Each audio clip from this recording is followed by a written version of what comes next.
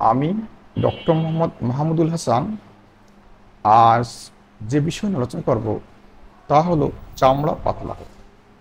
চামড়া পাতলা হওয়ার কারণগুলো কী কী, চামড়া পাতলা হওয়ার লক্ষণগুলো কী কী এবং চামড়া পাতলা হয়ে গেলে তা প্রতিকারের উপায়। শিশু, পুরুষ ও মহিলাদের যাবতীয় রোগের প্রকৃত চিকিৎসা নিতে গুগল প্লে স্টোর থেকে হোমিও হেলথ কেয়ার অ্যাপটি ইনস্টল করে রেজিস্ট্রেশন করুন। বিস্তারিত জানতে besthomeodoctor.com ওয়েবসাইটটি ভিজিট করুন। চামড়া পাতলা হওয়া এটি একটি সাধারণ সমস্যা যা বয়সের সাথে সাথেই ঘটতে পারে।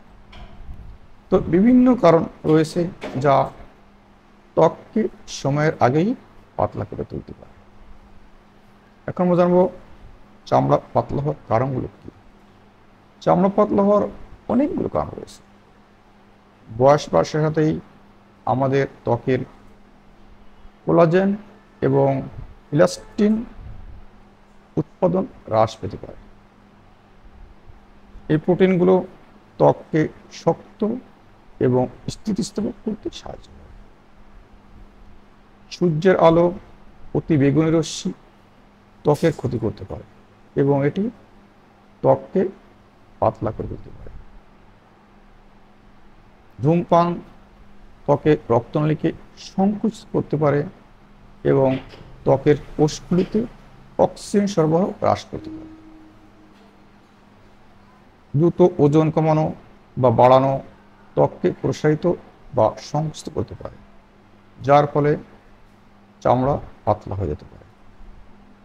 কিছু কিছু ওষুধের পার্শ্ব প্রতিক্রিয়ার কারণে চামড়া পাতলা হয়ে যেতে পারে। এখন আমরা জানবো চামড়া পাতলা হওয়ার লক্ষণগুলো কী। চামড়া পাতলা হওয়ার অনেকগুলো লক্ষণ রয়েছে। চামড়া সহজেই ফটা ফটা ভাব দেখা দিতে পারে। চামড়া রক্তনালী আরও দৃশ্যমান দেখা দিতে পারে। চামড়ার শিথিলতা বা ঝুলন্ত ভাব দেখা দিতে পারে। চামড়ার বলিরেখা এবং ভাঁজ বেশি দেখা দিতে পারে। চামড়ার চোখের চারপাশে এবং মুখে কালো কালো দাগ দেখা দিতে পারে। এখন আমরা জানবো চামড়া পাতলা হলে তার প্রতিকারের উপায় কী।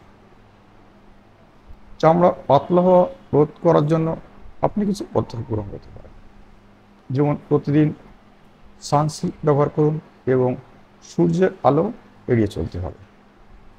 ধূমপান ত্যাগ করতে হবে।